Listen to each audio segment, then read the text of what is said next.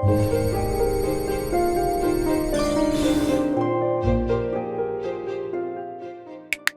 is up, everyone? KhUnlimited here. Today I'm back with episode 9 of Shotlocked to Kingdom Hearts. And yeah, like I said, last episode of episode 8, I was gonna maybe make another episode, and I'm like, why not? Especially because there actually is more news for Kingdom Hearts, so that's kind of exciting.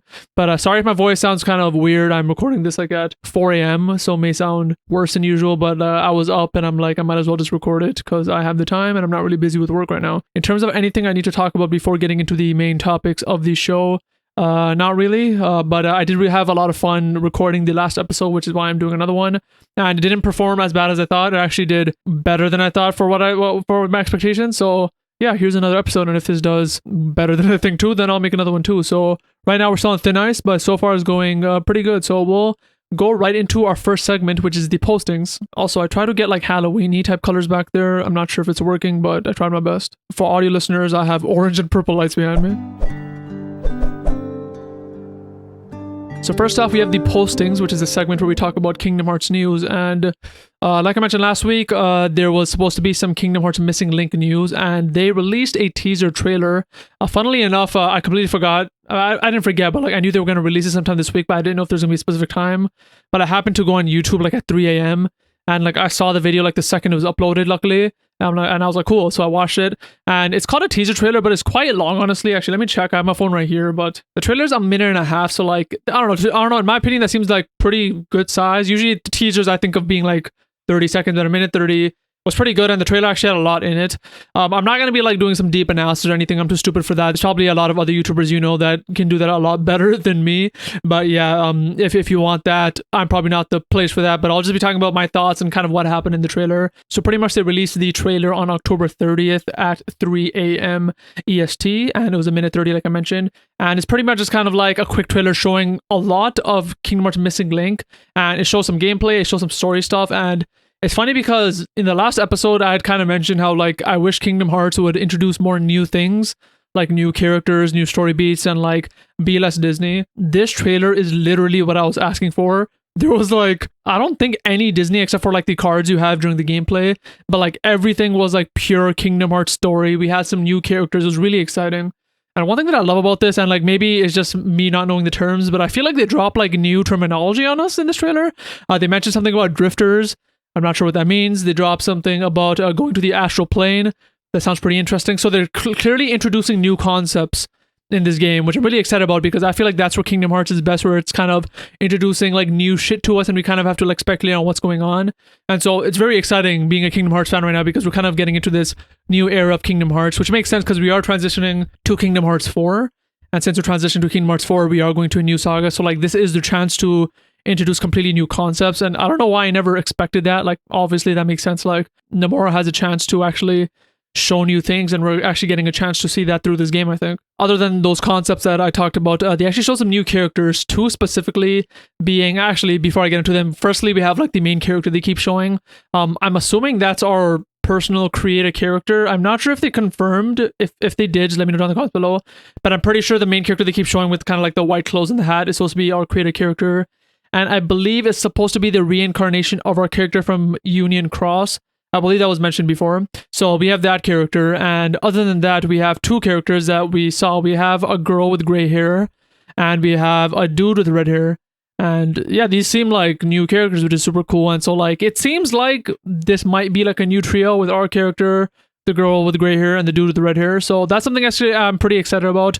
People have been theorizing of who they are already. They think that the girl with the gray hair may be like the grandmother of Kyrie, as you know, Twitter. They think that the dude with the red hair may be HMK. It can be anyone, we don't know, but these are two new characters that we have in this trailer. And so like, again, I'm not that good at speculating, but like, it's, to me personally, it's just really exciting when I was watching the trailer that they're actually showing new characters that will probably be of importance in the story. So I'm really excited about that. Another thing they also mentioned was the blank era. That's also another thing. I'm not sure if that's a thing we know. They keep saying like there's a blank era we're gonna try to like reveal or something like that. I'm assuming they might mean like the era of Scarlet Kylam, because this is where the game is gonna take place. They showed Scarlet Kylam in the game.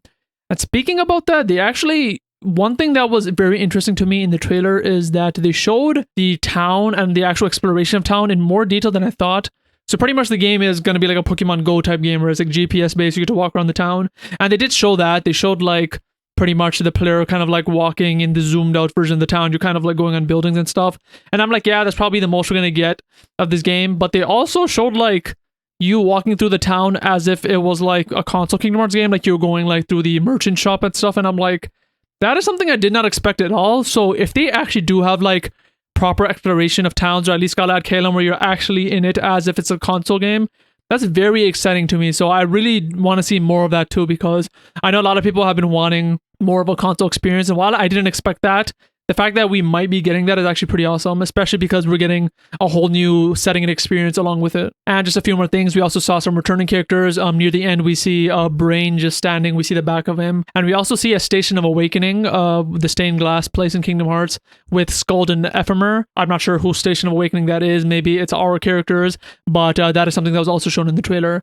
But other than that, that was pretty much the contents of the trailer, just in case you hadn't seen it, or if you just want to get a refresher on what was there. In terms of details of, when the game's coming out or whatever, they gave a release year, which is 2024.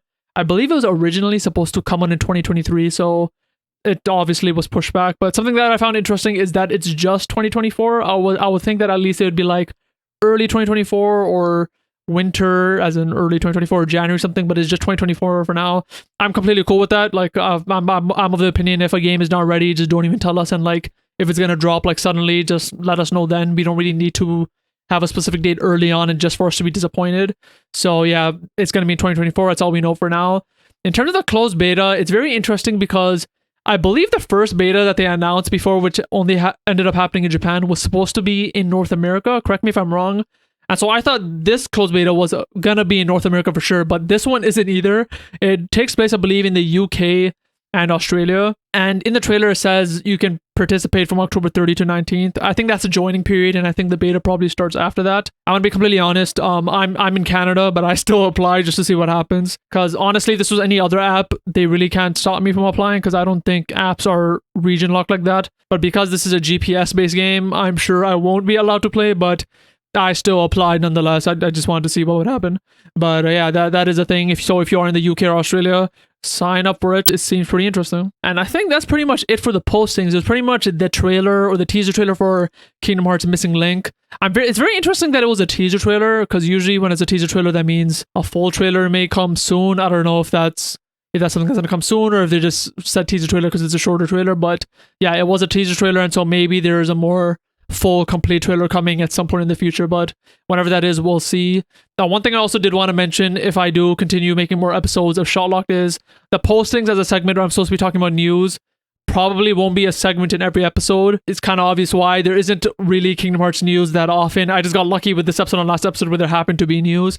But if I do record another episode next week or the week after, and there's no Kingdom Hearts news, there will not be a posting segment. So that's just something I also wanted to mention. But since we're done with talking about Kingdom Hearts Missing Link, which I'm very hype about, let's move on to the Reflecting Report. So the Reflecting Report is a segment where I talk about a certain aspect of Kingdom Hearts and reflect on it.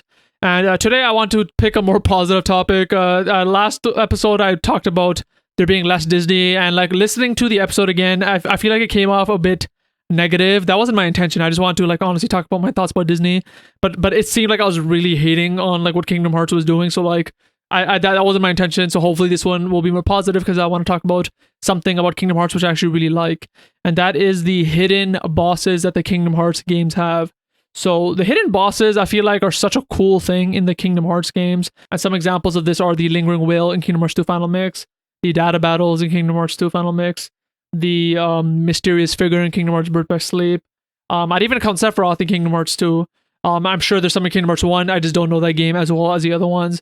And like these boss fights, I think, at least in my opinion, were like almost like a pillar of my childhood, because when you were a kid, and like at least for me, when I was a kid and we played games, you know, when you had a game, you have to play that game for a while. It's not like when you were done with the game, you just like bought a new one and you could play it. It's like, no, you had a game, you had to play this honestly for months and months. And so like whenever there was a game that had more content or secret content, I always loved, especially with Kingdom Hearts 2. I have like very like clear memories of me just gliding around the world of Kingdom Hearts 2, trying to like go to every single corner of every world, trying to see, yo, is there another secret I can find? Because I just want to explore every single nook and cranny of this game. And the fact that there were some secrets, the fact that there was a Sephiroth battle and the data battles and and the Lingering Will. It was just like really fun. When I played as a kid, I played the normal Kingdom Hearts 2 version. Final Mix I played, like in high school. So when I was a kid, Sephiroth was the main thing that I got to face, and I remember loving that fight. It was so intense. I loved it, and like I remember it being very hard. These days, I think like when I think I played it on KhUnlimited, I have a video of me fighting it again.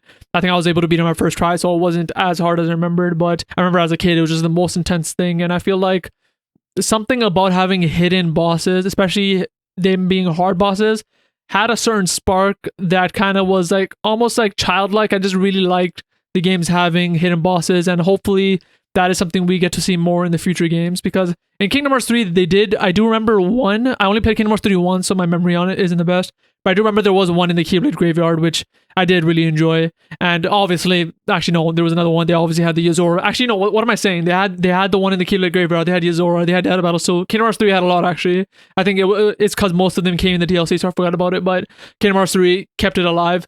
But it is something I enjoy. And the funny thing about this is something that I would want in the future games. But now that I think about it, is I don't want it for myself. I just want it for like the new generation of fans.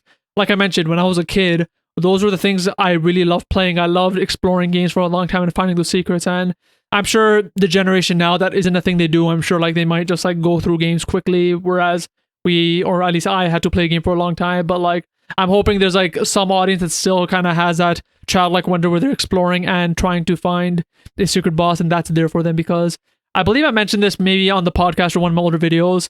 I'm an old man at this point in terms of gaming. Like I'm just really bad at games. Every game I play is on easy mode if it's like a real-time combat game. So Kingdom Hearts 3 I played on beginner.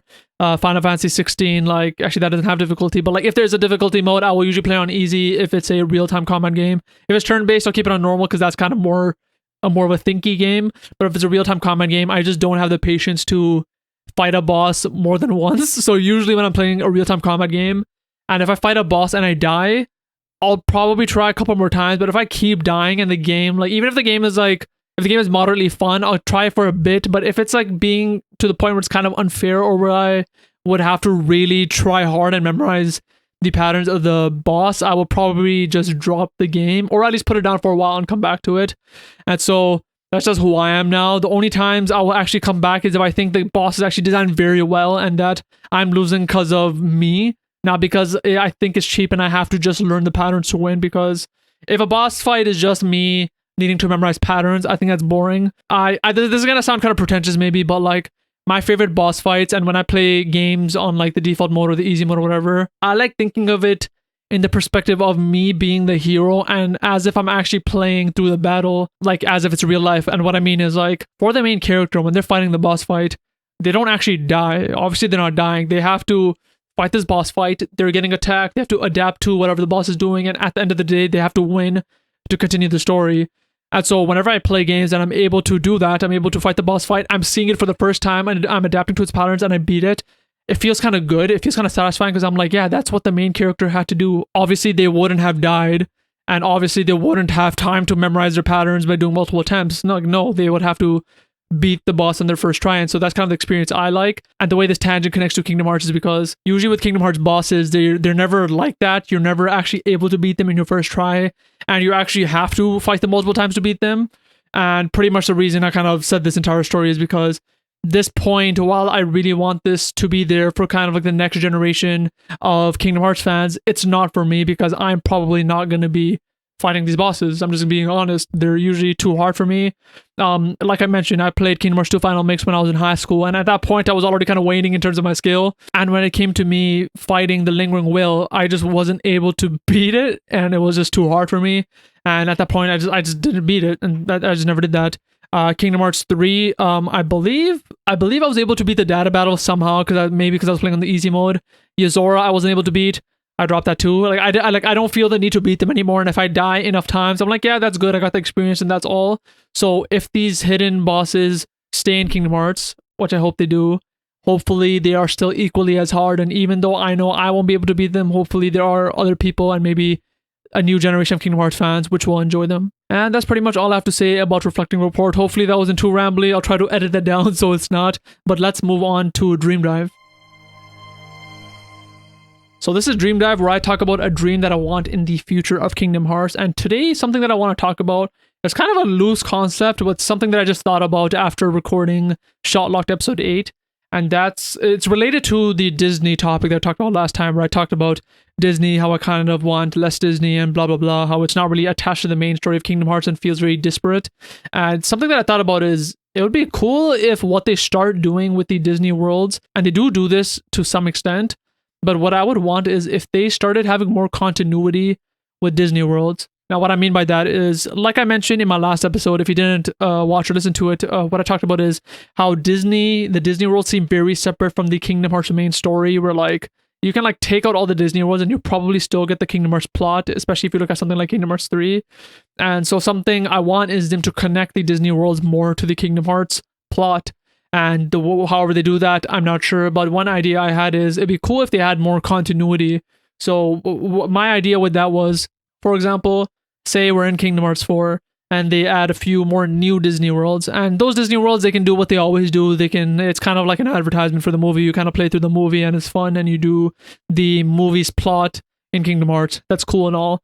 But if we're going back to a world that we've already been to, it'd be cool if they kind of loop them in to the Kingdom Hearts plot. Like, for example, say we go back to Pride Lands and we go back and Simba's like, yo, Sora, what's up, man? And you like kind of meet up with Simba again. It'd be cool if they were helping us with the Kingdom Hearts main plot, whether that be through us summoning them to the sound mechanic or what, but I would like it if they're actually connected and help us with, say, like we're in Pride Lands and then we have to find an Organization 13 member or whatever the equivalent is going to be in Kingdom Hearts 4, and they're helping us do that. Like, we're not doing any bullshit or trying to face Scar or anything. It's like, no, Simba and Nala and Timon and Pumbaa or whoever are helping us going forward with the plot of Kingdom Hearts. And I feel like that would make sense with the worlds we've already been in, because we already built a rapport with the characters. So, for example, with Pride Lands, Simba knows us. We've hung out with him a lot. I believe Simba was also in Kingdom Hearts 1, maybe. If not, it was in Kingdom Hearts 2. And so, like, we know Simba. And so the fact that we can be like, yo, like, this is what we're going through. And, like, I feel like there should be more of an... like, I know in Kingdom Hearts 2, the whole thing was, like, we're coming in these worlds, we're not allowed to let people know that we're not a part of this world and we have to blend in. Hopefully with worlds we've already been in, we can kind of be like, okay, look, I'm Sora, I'm a Keyblade wielder, this is what we're doing, can you help us out? I would feel like that'd be a cooler thing, because I noticed with other JRPGs and like an anime too, where JRPGs kind of base themselves off of sometimes, there's this huge aspect where like we're gonna build a team and try to fight the bad guy. That's kind of usually what JRPGs or anime lead up to. You see that all the time, where like throughout the story, you kind of, go to different towns or whatever, meet these people, and then by the end, you bring every single party member you've ever had, and you kind of team up to beat the big bad. And Kingdom Hearts is kind of like that with the original characters. You kind of saw that with KH3, where like everyone's with you. You have like Ven, Aqua, Roxas, Sora, Riku, whoever, like everyone's with you.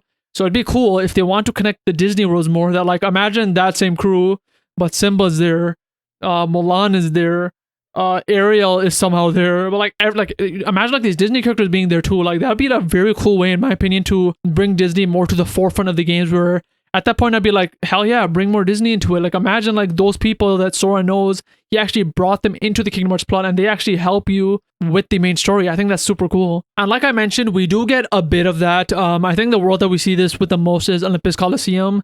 Kingdom Hearts 3 actually starts with us going to Olympus Coliseum for Sora to kind of get his mojo back, where he's kind of depressed at the start.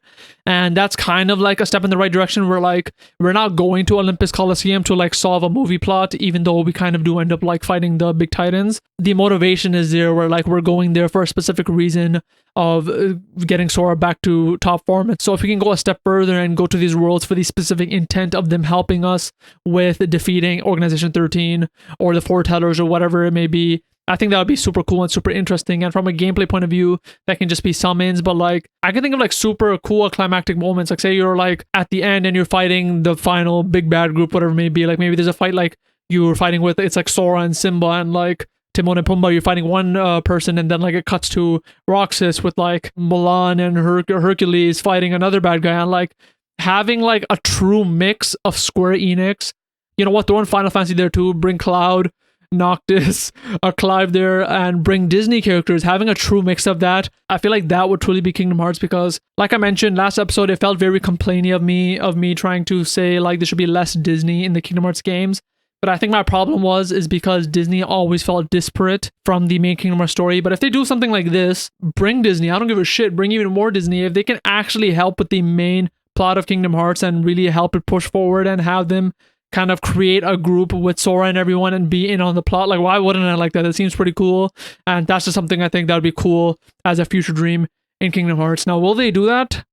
I think they might, honestly. Like usually with my dream dive, I say like they won't do whatever I said, but like I don't see why they wouldn't do this. The only reason I would see that they wouldn't do this is like if the Disney part of Kingdom Hearts like wouldn't want this, like they wouldn't want Hercules helping Sora fight Xehanort or whatever the hell maybe. I'm not sure why they wouldn't let that happen with how the games have already gone, but like I really think this is a smart way for them to incorporate Disney to be a more important part of Kingdom Hearts and feel like a way where people who are kind of waning on the Disney part of Kingdom Hearts to kind of pull it back and be like, no, Disney is very important to Kingdom Hearts and really show why they're part of the games in the first place. And so yeah, that's my opinion. If you guys have opinions on how Disney can be a more important part of Kingdom Hearts, let me know. I just thought that continuity with Disney Worlds was just a very smart way to bring Disney more to the forefront of the games, where like if you have more continuity between the worlds and you rope them into the plot, it would make them a lot better in my opinion. But yeah, that was Dream Dive. And now we're going to go into our last segment, which is Kingdom Countdown.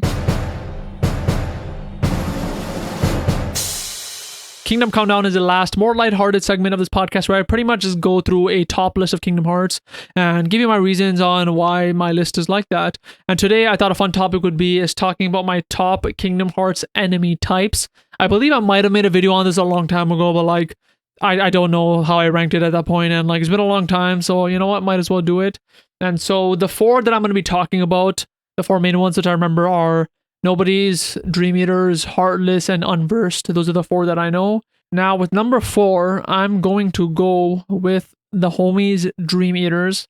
Now, Dream Eaters are probably the only ones I would say that I don't dislike, but like I don't really like them either. Like they're okay to me, like they're whatever. Like I remember when Dream Drop Distance was first revealed and they showed the Dream Eaters, I was kind of like, like I remember like Heartless is something I really love. The concept is cool, the designs are cool. Nobodies I thought were pretty dope. Unversed I thought were pretty dope. But like when I saw like Dream Eaters and there were these kind of like nice looking stuffed animal looking creatures, I was like, this is like okay. And obviously I know there's two types. There's like the bad types too, which look more like traditional, like Heartless kind of. They're still like pretty Dream Eatery. I just thought they were okay. The concept too is like, to me, is like whatever, because you know all the anime types also have like a concept of what they actually are in universe. And I believe the Dream Eaters are literally Dream Eaters. They eat dreams.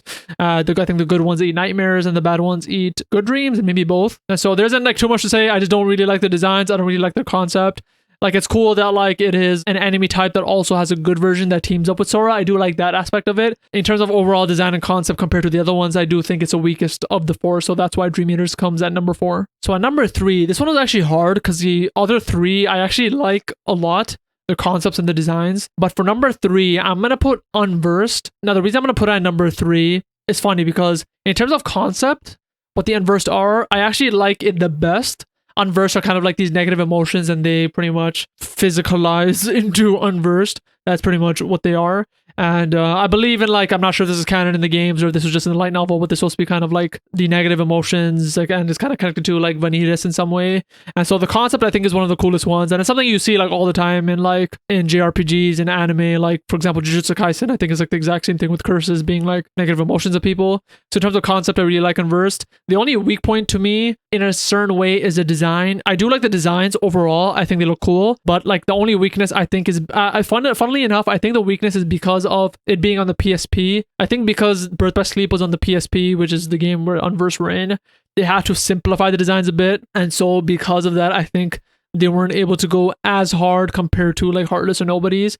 And so that's literally the only reason they're number 3. If they had like the design level as Heartless and Nobodies, they would easily be number 1 because their concept I actually like better than Heartless and Nobodies. That's why Unversed come at number 3 for me. At number 2, we have Heartless. And the reason Heartless is at number 2 is honestly Heartless and Nobodies. I like both of them. I like their concept. I like, Heartless being, when someone loses their heart, they get encroached by the darkness, and the Nobody is kind of like the body and mind left behind and stuff. I think both of them have like top rate designs, and Heartless is cool. I'm just gonna be talking about number 2 and 1 at the same time because like obviously you know what number 1 is. The reason Heartless didn't make it to number 1 is because I think design wise nobody's inches a bit above than Heartless. Nobody's kind of has this more like light design. Heartless has this more dark design. But there's a certain like creepiness to Nobody's. I don't know what it is, like the way they move. And I remember as a kid, I could never tell what they were, like material wise. Like Heartless, you kind of imagine as like darkness and shadowy and kind of like almost like puddles of goo. But like Nobody's, I could never tell what they were. Like the Dusk Nobody, for example. I when I was a kid, I was like, what the hell is this? Like your mouth is a zipper. You seem like this slippery silver thing. You move all weird, and like when you were playing as Roxas and you were able to reversal, they left these weird like tracer things. Like I could never tell what the hell was going on when looking at Nobody, and so like there's something weird and like almost magical about them when I first saw them as a kid. And to this day, like I think the Nobody designs are just like top notch. They have like a lot of cool ones. They have like the Dancer Nobody in Kingdom Hearts 2. They have like a bunch of Nobodies. They have the Twilight Thorn, which I think is cooler than the I believe it's called the Dark Side Heartless, the big one.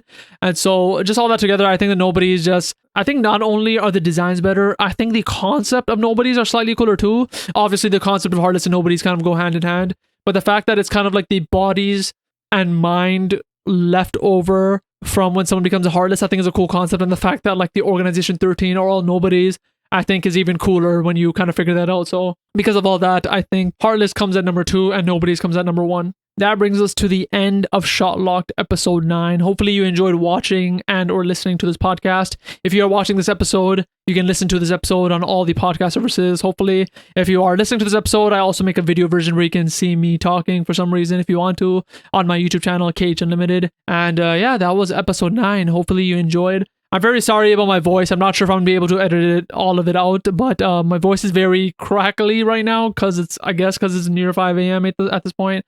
And so like usually when my voice cracks, I just cut a lot of it out. But like right now I was like cracking like every 2 sentences. So if that happened, if that's in the actual episode, I'm very sorry about that. But yeah, that was episode 9. Hopefully you enjoyed. Hopefully if this performs well enough, I'll be back for episode 10 because honestly I am enjoying doing this other than the other editing I do for the other YouTube channels that I work on. But this is more of a passion project of mine, KhUnlimited at this point. So yeah, hope to see you guys next time.